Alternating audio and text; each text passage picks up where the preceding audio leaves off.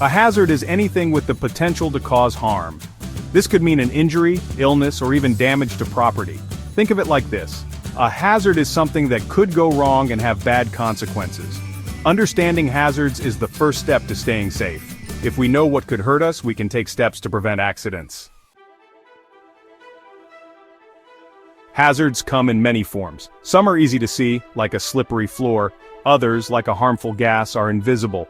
Here are some common types. Physical hazards. These are things that can cause harm through direct contact, like sharp objects, hot surfaces, or loud noises. Chemical hazards. These involve dangerous substances that can poison, burn, or irritate. Think cleaning products, pesticides, or fumes from chemicals. Biological hazards. These hazards come from living organisms that can make us sick. Examples include bacteria, viruses, mold, and poisonous plants. Ergonomic hazards. These are hazards that put strain on our bodies due to awkward postures, repetitive motions, or heavy lifting. Over time, these hazards can lead to injuries. Identifying hazards requires us to be observant and think critically. We need to look for things that seem out of place, unusual, or potentially dangerous. Here are some tips. Inspect your surroundings. Take the time to look around your home, workplace, or any environment you are in. Pay attention to anything that seems unsafe. Think about potential risks.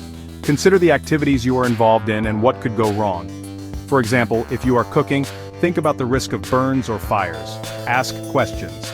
If you are unsure about something, don't be afraid to ask for clarification. It's always better to be safe than sorry. Once we identify hazards, we need to control them. This means taking steps to eliminate or minimize the risk. There are many ways to control hazards, and the best approach depends on the specific situation. Here are a few examples. Elimination. The most effective way to control a hazard is to get rid of it completely. For example, if a wet floor is a hazard, we can eliminate the hazard by mopping it up. Substitution. If we can't eliminate a hazard, we can try to replace it with a safer alternative. For example, instead of using a hazardous chemical cleaner, we could use a less toxic one. Engineering controls. These controls involve changing the way things are designed or set up to reduce risk. For example, installing guardrails on stairs is an engineering control. Administrative controls. These controls rely on procedures and training to keep people safe. For example, having a safety checklist for using a piece of equipment is an administrative control.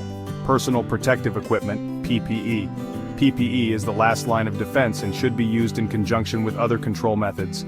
Examples of PPE include gloves, safety glasses, earplugs, and respirators.